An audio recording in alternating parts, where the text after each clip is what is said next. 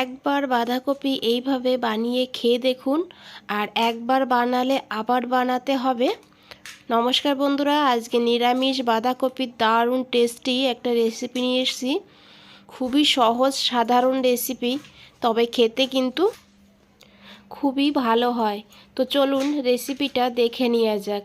প্রথমেই দেখুন, এখানে আমি একটা মিডিয়াম সাইজের বাঁধাকপি নিয়েছি। বাঁধাকপিটাকে এইভাবে কেটে নিলাম। তারপরে বাঁধাকপিটাকে খুব ভালো করে ধুয়ে নিয়েছি। তো এইভাবে ঝিরিঝিরি করে কেটে নেওয়ার আগে বাঁধাকপিটাকে খুব ভালো করে ধুয়ে নিতে হবে, কারণ এইভাবে কাটার পর বাঁধাকপিটা কিন্তু আর ধোয়া যাবে না। তো সেই কারণে খুব ভালো করে ধুয়ে নিয়ে তারপরে এইভাবে কেটে নিতে হবে। আপনারা চাইলে এর থেকে একটু বড় করেও কেটে নিতে পারেন, কোনো অসুবিধা হবে না। তো দেখুন বন্ধুরা, আমি বাঁধাকপিটাকে এইভাবে কেটে নিয়েছি। আর এদিকে একটা প্রেসার কুকার নিয়েছি। প্রেসার কুকারের মধ্যে বাঁধাকপিগুলোকে নিয়ে নিয়েছি। আপনারা চাইলে কড়াইতেও কিন্তু বাঁধাকপিটাকে একটু ভাপিয়ে নিতে পারেন। তবে তবে এইভাবে প্রেসার কুকারে ভাপিয়ে নিলে তাহলে সময়টাও কম লাগে আর গ্যাসটাও কিন্তু বাঁচে।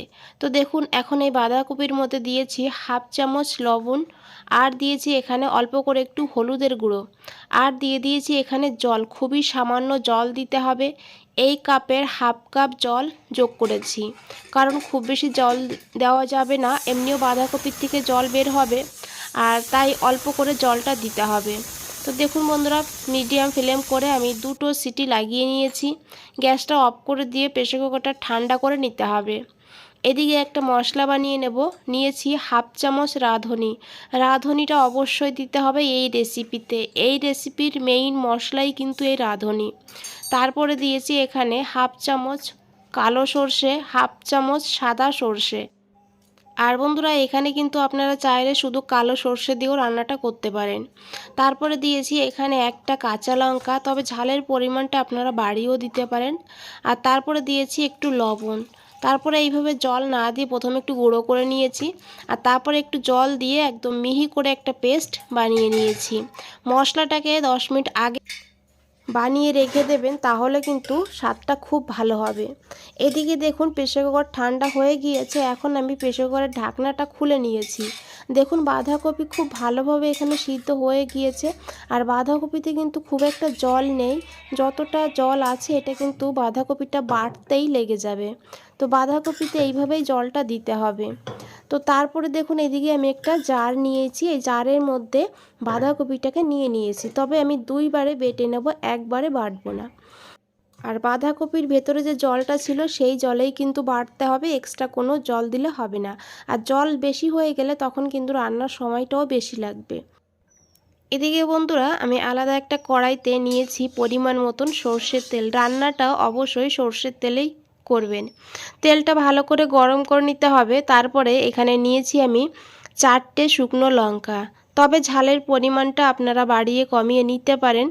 এখন এই ঝালগুলোকে একটু ভেজে নিতে হবে।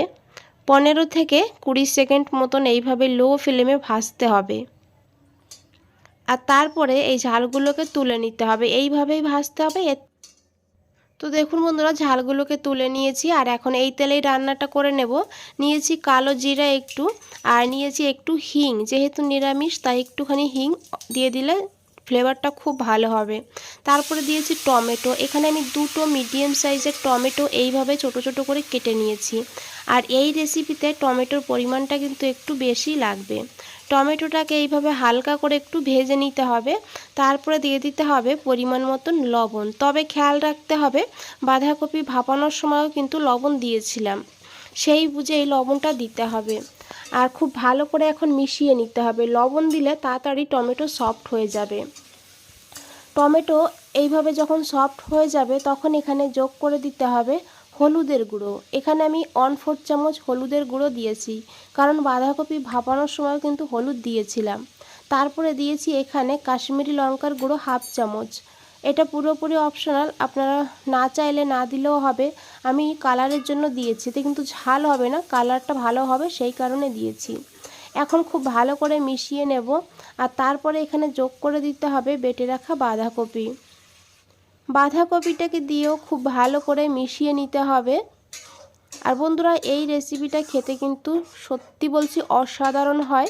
আর গরম ভাত হলে যে কেউ কিন্তু এক থালা ভাত এই রেসিপি দিয়েই খেয়ে নিতে পারবে। একবার হলেও এইভাবে বাঁধাকপির বাটা রান্না করে খেয়ে দেখুন নিরামিষ দিনে, আর কিচ্ছু লাগবে না। তো দেখুন খুব ভালো করে মিশিয়ে নিয়েছে, আর এখন ঢাকা দিয়ে দিতে হবে। এইভাবে মাঝে মধ্যে ঢাকা দিতে হবে, আবার মাঝে মধ্যে ঢাকনাটা খুলে এইভাবে একটু নাড়াচাড়া করে নিতে হবে।